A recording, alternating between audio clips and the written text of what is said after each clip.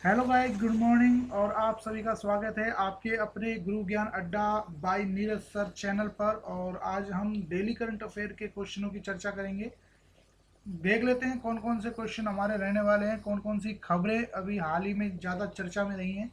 तो रूस ने 15 साल बाद जीता डेविस कप 2021। ओलाफ सेल्तस बने जर्मनी के नए चांसलर और संजीव मेहता बने फिक्की के नए अध्यक्ष। इन तीनों क्वेश्चनों को कवर करते हुए साथ के चर्चित क्वेश्चनों को लेकर हम आज चर्चा करेंगे। तो देखते हैं आज का पहला क्वेश्चन। आज का पहला क्वेश्चन है कि हाल ही में किसे फिक्की का नया अध्यक्ष बनाया गया है। तो संजीव मेहता बन गए हैं फिक्की के नए अध्यक्ष। इसी के साथ आपको बता देते हैं कि ये इस पद से पहले हिंदुस्तान यूनिलीवर यूनाइटेड के सीएमडी थे और उदय शंकर का ये अब फिक्की में स्थान लेंगे। फिक्की के बारे में बात कर लेते हैं guys. FICCI federation of India chambers of commerce industries इसका पूरा नाम है, जिसकी स्थापना 1927 में हुई थी। इसके वर्तमान में जो सीईओ हैं वो हैं संगीता रेड्डी और इसका हेडक्वार्टर नई दिल्ली के अंदर स्थित है। इसी के साथ कुछ चर्चित नामों की भी आपको मैं चर्चा करेंगे साथ में, जिनकी अभी हाल ही में नई नियुक्तियां हुई हैं। जैसे कि Alka Upadhyay national highways authority of India की नई अध्यक्ष बनी है। इसी के साथ अरुण चावला की बात करेंगे, फिक्की के नए डायरेक्टर जनरल बने हैं, कुछ समय पहले ही बने हैं। और इसी के साथ पराग अग्रवाल हैं ट्विटर के नए सीईओ बने हैं, भारतवंशी हैं, अमेरिकन हैं। इसी के साथ सीलवर्धन सिंह हैं जो कि सीआईएसएफ के नए डीजी बने हैं। देखिए गाइज, अगला क्वेश्चन है कि हाल ही में किस देश ने डेविस कप 2021 का खिताब जीत लिया है। तो ये जीत लिया है आपका रूस, जिसे हम रसिया के नाम से भी जानते हैं। तो हाल ही में डेविस कप 2021 का खिताब रूसी टेनिस महासंघ ने जीत लिया है। डेनिस कप का फाइनल मैच डेनियल मदेवदेव और आंद्रे रूबलेव के बीच खेला गया था, जो रूस के खिलाड़ी हैं। ये तो हो गई डेविड कप की बात। इसी के साथ आपको बता देते हैं कि जो रूस के आंद्रे रूबलेव हैं उनको मोस्ट वैल्यूबल प्लेयर चुना गया है इस खिताब के साथ में। और रूस ने इस खिताब को 15 साल बाद जीता है। इससे पहले 2006 में रूस ने ये खिताब जीता था।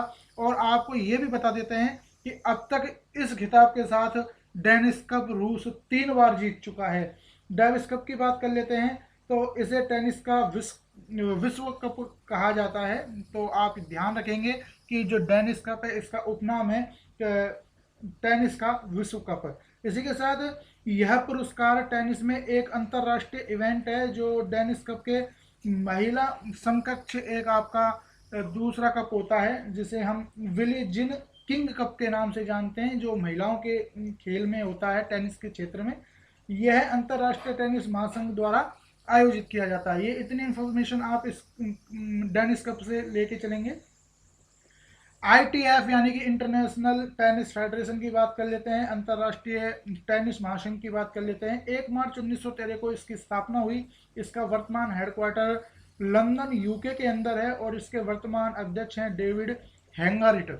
इसी के साथ डेविस कप की बात कर लेते हैं गाइस, क्योंकि डेनिस कप तो इम्पोर्टेंट है, तो चर्चा में रहा है तो इसलिए बात करेंगे। डेनिस कप 1900 में इसकी स्थापना की गई इस कप की। और संस्थापक थे इवाइट फिली डेविस, जो कि एक अमेरिकी टेनिस सुपरस्टार खिलाड़ी थे और एक साथ में पॉलिटिशियन भी थे। तो ये आपको ध्यान रखना है। 2019 का डेविस कप 2019 जो हुआ था वो राफेल नडाल की कप्तानी में स्पेन ने 6 बार जीत लिया है। मतलब कि 2019 का स्पेन ने ही जीता था और स्पेन ने 2019 में जीता था, उसके साथ साथ उसने अब तक 6 खिताब जीत लिए, यानी कि डेनिस कप 6 बार जीत चुका है। इससे अधिक बार का ये जो खिताब है ये अमेरिका के रिकॉर्ड में है। 32 बार अमेरिका ने डेविस कप जीता है, जबकि ऑस्ट्रेलिया तीसरे नंबर पर 28 बार के साथ, यानी कि 28 बार जो ऑस्ट्रेलिया है उसने डेनिस कप जीता है। 32 बार जीता है आपका यूएसए ने और 3 बार आपका जीत चुका है कौन 2021 के साथ में रसिया, और 2019 के साथ में जीत चुका है 6 बार डेनिस कप आपका स्पेन। तो ये याद रखेंगे। टेनिस की बात हो रही है, कुछ इंपॉर्टेंट खिलाड़ी बता देता हूँ फटाफट 2021 के ग्रैंड स्लैम के बारे में चर्चा कर लेते हैं। देखिए, सबसे पहले आपको मैं ऑस्ट्रेलियन ओपन 2021 ग्रैंड स्लैम के बारे में बता देता हूँ। नोवाक जोकोविच ने जीता था, जो सर्बिया के खिलाड़ी हैं। इसी के साथ फ्रेंच ओपन 2021 ग्रैंड स्लैम की बात कर लेते हैं। टेनिस के हैं ये चार ग्रैंड स्लैम होते हैं इसमें। नोवाक जोकोविच जो एक स्पेनिश खिलाड़ी हैं, इन्होंने ही सर्बिया के खिलाड़ी हैं, इन्होंने ही ये जीता था। इसी के साथ विमल्डन ओपन 2021 ग्रैंड स्लैम पुरुष एकल खिताब इन्होंने ही, यानी कि नोवाक जोकोविच जो कि सर्बिया के खिलाड़ी हैं, इन्होंने ही जीता था। और देखो 2021 में सीधा सा एक ट्रिक बता देता हूँ।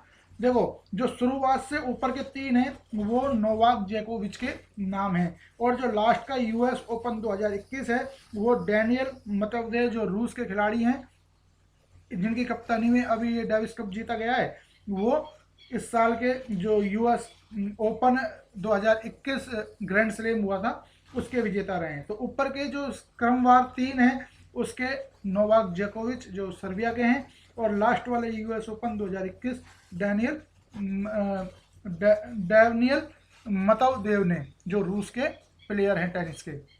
याद रखेंगे, बहुत अच्छी ट्रिक बताई है। इसी के साथ अगले क्वेश्चन की चर्चा कर लेते हैं। देखिए गाइस, अगला क्वेश्चन है कि हाल ही में किस देश ने दर्द रहित मौत के लिए इच्छा मृत्यु उपकरण को मंजूरी दे दी है? तो ये आपकी दे दी है स्विट्जरलैंड ने। और आपको बता देते हैं कि शारीरिक रोग जो ग्रस्त मानव है उनकी पीड़ा को कम करने के लिए इस मशीन की मदद से मरने वाले व्यक्ति को बिना किसी दर्द के शांति से मौत दे दी जाएगी, और सिर्फ 1 मिनट के अंदर उस व्यक्ति को उस दर्द से मुक्त कर दिया जाएगा। ये मशीन उन रोगियों हेतु कारगर होगी जो किसी भयंकर बीमारियों से बोलने या चलने में असमर्थ हैं। इसी के साथ इस मशीन को जो नाम दिया गया है वो सर को कैप्सूल नाम दिया गया है। आप मशीन को देख सकते हैं आपकी स्क्रीन पर, हमने मशीन की फोटो लगाई है। और इसी के साथ आपको बता देते हैं, एक फैक्ट बता देता हूँ इसी क्वेश्चन से संबंधित, कि भारत में इच्छा मृत्यु या जो दया मृत्यु है दोनों ही असंवादित करते हैं। आपसे अगर कभी पूछा जाए कि भारत में इच्छा मृत्यु का प्रावधान है, तो हाँ जी है, और नहीं भी है, दोनों ही बात है। तो क्वेश्चन को थोड़ा समझिएगा कि भारत में इच्छा मृत्यु या दया मृत्यु है उसको असंवैधानिक कृत्य यानी कि कर्म माना गया है। और आईपीसी की धारा 309 यानी कि इंडियन पैनल कोड भारतीय दंड संहिता की धारा 309 के तहत यह आत्महत्या के बराबर अपराध है। लेकिन मार्च 2018 में सुप्रीम कोर्ट के एक फैसले के अनुसार जो पैसिव यूथेसिनिया जो निष्क्रिय है उसको इच्छा मृत्यु की अनुमति प्रदान कर दी गई थी।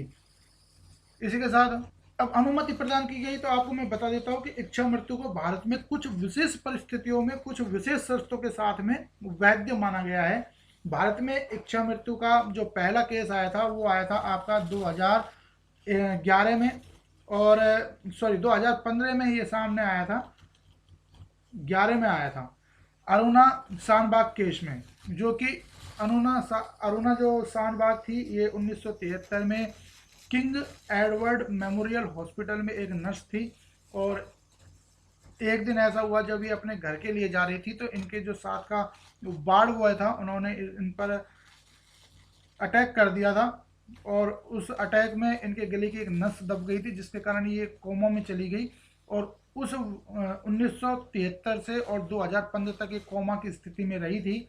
और उस बीच में जो शानबाग थे उनके घर वालों की तरफ से, कुछ एनजीओ की तरफ से उनको इच्छा मृत्यु के लिए रिट लगाई गई थी सुप्रीम कोर्ट में। तो वहां से ये मुद्दा भारत में निकल कर आया था। लेकिन 2014 में इसी केस की, क्योंकि इन्हें 2011 में नहीं दी गई थी इच्छा मृत्यु की जो परमिशन थी वो नहीं दी गई थी, तो 2015 में ये स्वाभाविक रूप से अपनी इनकी डेथ हो गई थी। उसके बाद में 2014 में इनके लिए एक बार रिट लगाई गई थी, जिसका जो रिप्लाई था सुप्रीम कोर्ट का वो 2018 में आया था। और इसको वैधता के साथ में इसका फैसला आया था कि भाई ये वैध होनी चाहिए। तो कुछ कंडीशन उसमें अप्लाई करी थी कि रोगी की जैसे मानसिक हालत है या शारीरिक हालत है, उसके आधार पर इसको किया गया था, वैध कर दिया गया था। तो कुछ विशेष शर्तों के साथ, इसी के साथ इसी क्वेश्चन में आपको मैं बता देता हूँ कि जो इच्छा मृत्यु का सबसे पहले केस सामने आया था वो 1995 में ऑस्ट्रेलिया के एक उत्तरी राज्य में, जिसका नाम उत्तरी राज्य है ऑस्ट्रेलिया का वहां पर यूथेनेशिया बिल को मंजूरी देकर वैध बनाया गया था, यानी कि इच्छा मृत्यु का जो बिल है उसको वैधता के साथ में मंजूरी दे दी थी। विश्व के यूरोपीय देश जितने भी यूरोपीय देश हैं उनमें सबसे ज़्यादा इसको वैधानिक प्रावधान प्राप्त है, यानी कि इच्छा शक्ति जो मृत्यु है उसके प्रावधान को वैधानिक माना गया है। ये तो आपकी बात हो गई स्विट्जरलैंड की। इसी के साथ में कुछ देशों की बात और कर लेते हैं जो किसी ना किसी कारण से अभी हाल ही में चर्चा में रहे हैं और पूरे विश्व में टॉप रहे हैं। तो जैसे कि अल सल्वाडोर है। अल सल्वाडोर नामक देश है, उसने बिटकॉइन को कानूनी करेंसी के रूप में मान्यता देने वाला दुनिया का पहला देश बन गया है। इसी के साथ लग्जमबर्ग है जो यूरोपीय देश है, इस देश ने विश्व का पहला देश बना है जिसने प्लास्टिक ट्रांसपोर्ट को फ्री कर दिया है अपने देश के प्लास्टिक नहीं, पब्लिक जो ट्रांसपोर्ट है उसको फ्री कर दिया, उस पर कोई टैक्स नहीं है। इसी तरह से आइसलैंड चर्चा में रहा है, विश्व का पहला देश है जिसने हवा से कार्बन डाइऑक्साइड गैस यानी कि CO2 को बाहर निकालने हेतु सबसे बड़ा अपने यहाँ एक प्लांट लगाया है जिस प्लांट का नाम है आर्का। यहाँ प्लांट का नाम भी गाइस आपको ध्यान रखना है, आइसलैंड ने लगाया है। स्वीडन भी चर्चा में रहा है हाल ही में, क्योंकि यह विश्व का एकमात्र ऐसा देश है जो ग्रीन स्टील यानी कि प्री स्टील जो है उसको बनाने वाला पहला विश्व का देश बन गया है। और यहाँ की एक कंपनी है हाइब्रिड कंपनी, इसने इसको बनाया है। UAE यूनाइटेड अरब अमीरात, ये भी विश्व का ऐसा पहला देश बन गया है जहाँ पर कोयले से बिजली का उत्पादन अभी पिछले वर्ष किया गया था, तो ये भी चर्चा में है। स्विट्जरलैंड की बात कर लेते हैं, यहाँ की राजधानी बर्न है, मुद्रा यहाँ की स्विस फ्रैंक है और स्विस बैंक को तो आप जानते ही हो जहाँ से मोदी जी काला धन लाने थे। ठीक है, स्विट्जरलैंड के बारे में अन्य कुछ बिंदु बता देता हूँ कि स्विस में स्थित वैश्विक जो हेडक्वार्टर है वो कौन कौन से वैश्विक हेडक्वार्टर हैं, यानी ग्लोबली हेडक्वार्टर स्थित हैं स्विट्जरलैंड में। अंतर्राष्ट्रीय लेबर महासंघ यानी कि इंटरनेशनल लेबर जो फेडरेशन है इसका हेडक्वार्टर आपके जनेवा में है। इंटरनेशनल टेलीकम्युनिकेशन यूनियन का जो हेडक्वार्टर है वो आपका जनेवा में है जो स्विट्जरलैंड में है। और जनेवा आपको पता ही है स्विट्जरलैंड का एक राज्य है। वर्ल्ड हेल्थ ऑर्गेनाइजेशन इसका हेडक्वार्टर जनेवा में है। वर्ल्ड ट्रेड ऑर्गेनाइजेशन इसका हेडक्वार्टर जनेवा में है। इंटरनेशनल रेड क्रॉस कमेटी इसका भी जो जनेवा में हेडक्वार्टर है। और वर्ल्ड एंटीगेटर प्रॉपर्टी का जो हेडक्वार्टर है वो भी आपका जनेवा स्विट्जरलैंड में है। तो ये सारे क्वेश्चनों को फैक्ट करते हुए आप याद रखेंगे। साथ कर लेते हैं अगले क्वेश्चन की चर्चा। देखिए गाइस, हाल ही में अंतर्राष्ट्रीय नागरिक उड्डयन दिवस कब मनाया गया, ये अगला क्वेश्चन है। तो 7 दिसंबर को ये मनाया गया। तो आपको बता देते हैं कि विश्व में आर्थिक व सामाजिक विकास के लिए विमानन यानी कि वायु क्षेत्र का जो महत्व है उसको पहचानने के लिए हर वर्ष 7 दिसंबर को यह दिवस यानी कि 7 दिसंबर को अंतर्राष्ट्रीय नागरिक उड्डयन दिवस मनाया जाता है। इंपॉर्टेंट रहेगी 2021 की थीम, तो वैश्विक विमानन विकास के लिए उन्नत विचार इसकी थीम है। और ये थीम 2021 के साथ आगे आने वाले 2 वर्षों तक रहने वाली है, यानी कि 2021 और 2022 और 2023 जो वर्ष आएंगे उनके लिए थीम यही रहेगी। तो ये इम्पोर्टेंट क्वेश्चन है, थोड़ा सा ध्यान दीजिएगा।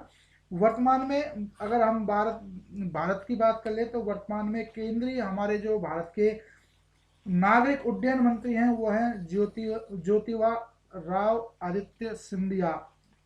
ठीक है, इसी के साथ अंतर्राष्ट्रीय नागरिक उड्डयन ऑर्गेनाइजेशन संगठन की बात कर लेते हैं, ऑर्गेनाइजेशन की बात कर लेते हैं। इसका हेडक्वार्टर मॉन्ट्रियल कनाडा के अंदर है। 7 दिसंबर को भारतीय सशस्त्र सेना झंडा दिवस भी मनाया जाता है।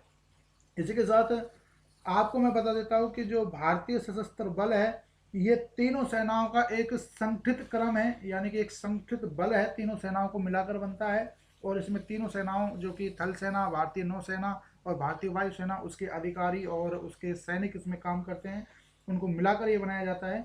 और हेडक्वार्टर इसका नई दिल्ली में है। सितंबर 1958 में इसकी स्थापना की गई थी भारतीय सशस्त्र बल की। फटाफट से देख लेते हैं दिसंबर 2021 में हमने कौन कौन से दिवस मनाए हैं। तो गाइस देखिएगा फटाफट से। 1 दिसंबर को हमने विश्व एड दिवस बनाया, नागालैंड का स्थापना दिवस बनाया जो कि 59वें नंबर का था। और BSF का स्थापना दिवस 1 दिसंबर को हमने बनाया जो कि 57 था। और BSF के DG भी आपको यहाँ से याद रखने हैं, पंकज कुमार सिंह यहाँ इसके BSF के DG हैं वर्तमान में। 2 दिसंबर को हमने बनाए थे राष्ट्रीय प्रदूषण नियंत्रक दिवस। जो कि भोपाल गैस कांड त्रासदी के रूप में बनाया जाता है। अंतर्राष्ट्रीय दास प्रथा उन्मूलन दिवस हमने 2 दिसंबर को बनाया। विश्व कंप्यूटर साक्षरता दिवस 2 दिसंबर को बनाया। 3 दिसंबर की बात कर लेते हैं गाइस। 3 दिसंबर को हमने विश्व विकलांग दिवस बनाया। 4 दिसंबर को हमने नौसेना दिवस बनाया था। और नौसेना से याद आ रहा है कि आर हरि कुमार हमारे नए नौसेना अध्यक्ष बने हैं। और अंतर्राष्ट्रीय बैंक दिवस भी हमने 4 दिसंबर को मनाया था। 5 दिसंबर को हमने बनाया था विश्व मृदा दिवस। और 6 दिसंबर को हमने बनाया था भारत बांग्लादेश के साथ मिलकर मैत्री दिवस। भारत बांग्लादेश ने मिलकर मैत्री दिवस मनाया था 6 दिसंबर को। और 7 दिसंबर को आपका बन गया है अंतर्राष्ट्रीय नागरिक उड्डयन दिवस। गाइज अगला क्वेश्चन है कि हाल ही में भारत में पहली महिला मनोचिकित्सक का निधन हो गया है, उनका नाम क्या है? तो शारदा मेनन इनका नाम है। इसी के साथ आपको बता देते हैं कि जो शारदा मेनन है ये राष्ट्रीय मानसिक स्वास्थ्य संस्था की बहुत लंबे समय तक प्रमुख रहने वाली पहली महिला भी बनी थी। और ये पद्म भूषण जो पुरस्कार है, नागरिक सम्मान है भारत का, उससे सम्मानित है। इसी के साथ इनके पूरे नाम की चर्चा कर लेते हैं। तो मम्मनी कला शारदा मेनन इनका पूरा नाम था और ये कर्नाटक से थी। और इन्हें 1992 में 92 में सामाजिक कार्यों के लिए इनको पद्म भूषण अवार्ड से सम्मानित किया गया था। इनके साथ कुछ चर्चित जो नाम है जिनके अभी हाल ही में निधन हुए हैं, किसी ना किसी कारण से पहले नंबर पे रहे हैं इंडिया में, तो उनकी बात कर लेते हैं। जैसे कि देश की पहली महिला आर्कियोलॉजिस्ट जो आर्कियोलॉजिस्ट थी वो एस पद्मनी थी, उनका निधन हो गया है। देश की इसी के साथ रजनी कौल का नाम सुना होगा आपने, बीबीसी पर हिंदी में समाचार पढ़ने वाली पहली भारतीय महिला थी वो। भागीरथी अम्मा का नाम सुना होगा, केरल से थी। 105 साल की उम्र में साक्षरता परीक्षा पास करने वाली सबसे उम्रदराज भारत की महिला थी, यानी कि छात्रा थी।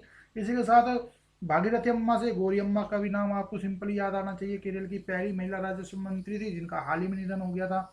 चंद्रा नायडू भारत की पहली महिला कमेंटेटर थी। और बलविंदर नकई इफ्को के नए चेयरमैन बने थे, जो हाल ही में उनका निधन हो गया, पहले चेयरमैन थे। इसी के साथ ब्रजेश मिश्रा भारत के पहले राष्ट्रीय सुरक्षा सलाहकार थे, इनका भी हाल ही में निधन हो गया। इसी के साथ पद्मा सचदेवा, ये नाम इंपॉर्टेंट है, इसको याद रखना। 2 तरीके से इनका निधन भी हो गया है। और दूसरा डोंगरी भाषा की पहली आधुनिक कवित्री थी।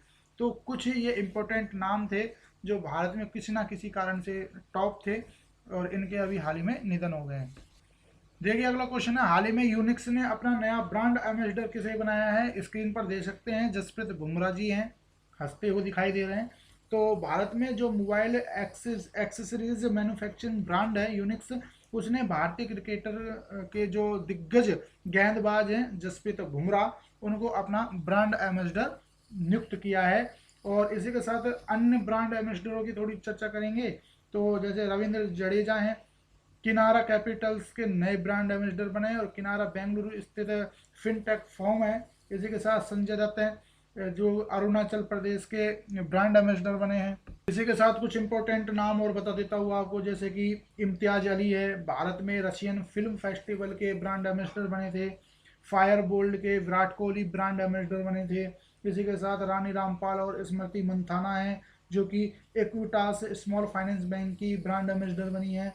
और आपकी जो टोक्यो ओलंपिक विजेता हैं मीराबाई चानू, वो एमवे इंडिया व एडिडास की स्टेन प्ले जो अभियान है उसकी ब्रांड एम्बेसडर बनी है। और इसी के साथ अमिताभ बच्चन का नाम ध्यान रखना, एमवे इंडिया के ब्रांड एम्बेसडर बने हैं। क्रिप्टो एक्सचेंज कोइन DCA के ब्रांड एम्बेसडर बने हैं। यहाँ से एक नाम इंपॉर्टेंट रहेगा ब्रांड एम्बेसडरों में, कंगना रनौत का, ये आपको स्पेशली याद रखना है क्योंकि उत्तर प्रदेश की वन डिस्ट्रिक्ट और वन प्रोडक्ट की ब्रांड एम्बेसडर बनी है। वन डिस्ट्रिक्ट वन प्रोडक्ट की बनी है ब्रांड एम्बेसडर। और एक नाम सलमान खान का याद रखना पड़ेगा क्योंकि महाराष्ट्र के कोविड-19 टीकाकरण के ये ब्रांड एम्बेसडर बने हैं।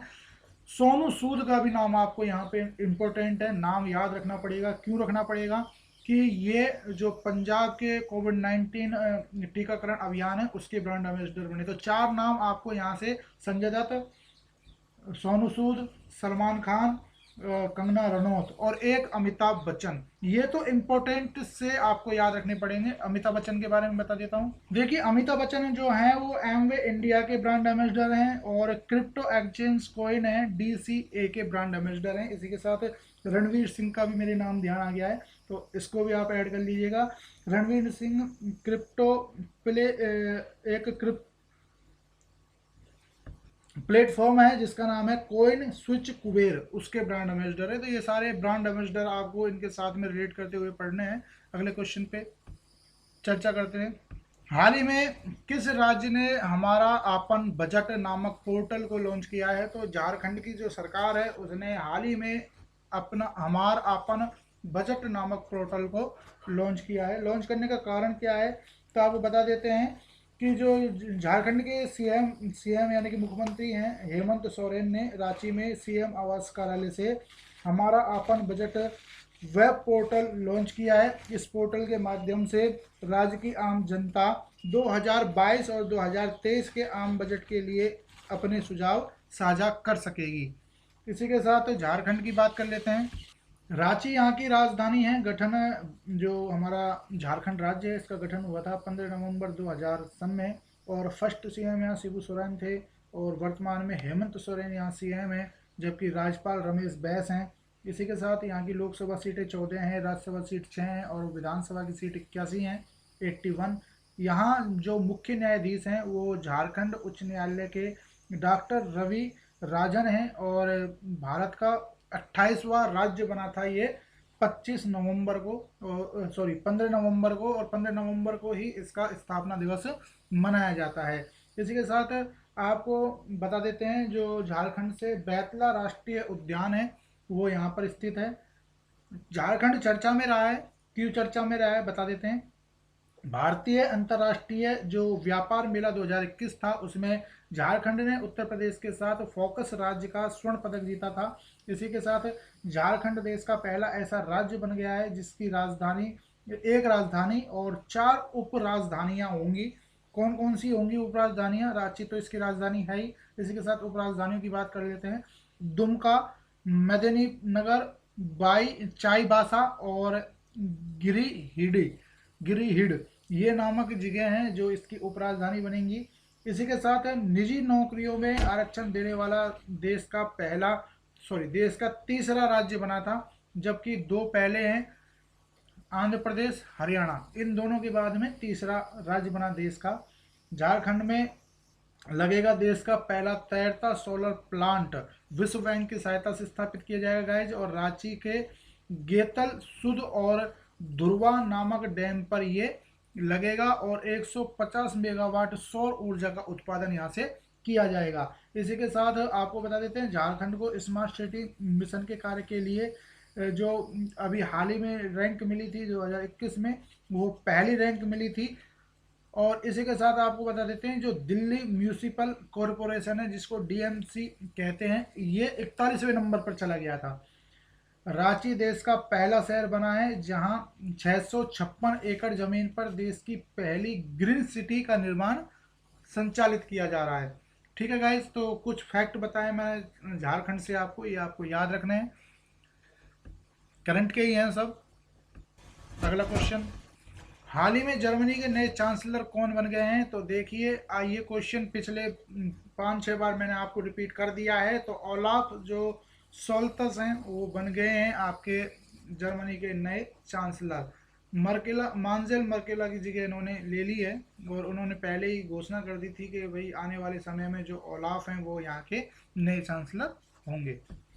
देखिए आपको बता देते हैं जर्मनी की जो सोशल डेमोक्रेसी पार्टी है उसके प्रधान नेता हैं ओलाफ सोल्तस और ये नए चांसलर बन गए हैं। ये एंजेला मर्केल की जगह ले लिए इन्होंने, लेंगे नहीं ले लिए। जर्मनी की बात कर लेते हैं, यूरोपियन देश है, बर्लिन यहाँ की राजधानी है, मुद्रा यूरो चलती है यहाँ पर और यहाँ के राष्ट्रपति हैं फ्रैंक वाल्टर स्टीनमियर।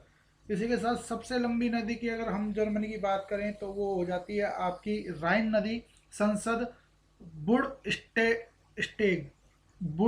स्टेग यहाँ संसद का नाम है। इसी के साथ जर्मनी के जो संविधान से भारतीय संविधान में क्या क्या लिया गया है, ये इंपॉर्टेंट क्वेश्चन है। तो देखिए, आपातकाल के दौरान राष्ट्रपति के मौलिक अधिकार संबंधी शक्तियां हैं, ये हमारे भारतीय संविधान ने जर्मनी के संविधान से ली है। आपातकाल के समय मूल अधिकारों का परिवर्तन, ये वाला जो बिंदु है ये भी हमने भारतीय संविधान में जर्मनी के संविधान से समावेश किया है। नाजीवाद जो है उसका प्रेरक देश रहा है विश्व में कौन?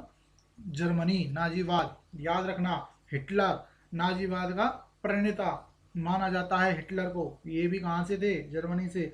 इसी के अलावा जर्मनी से आपको एक रोचक जानकारी बताता हूँ कि भारत की जो राजदूत है जर्मनी में, यानी कि जर्मनी में भारत की राजदूत कौन है अभी, तो हाल फिलहाल में रवीश पर्वतानेनी जो हैं, हरीश पर्वतानेनी, ये यहाँ के भारत के राजदूत हैं जर्मनी में। जबकि जर्मनी के राजदूत भारत में कौन है? Walter J Lindner. तो इनका नाम इम्पोर्टेंट है, चर्चा में रहा था बहुत। जो जर्मनी के राजदूत हैं भारत में, उनका नाम चर्चा में रहा था। क्यों चर्चा में रहा था? वाल्टर जे लिंडर ऐसे पहले राजदूत बने थे जो कि राष्ट्रपति भवन में हिंदी में शपथ लेने वाले थे।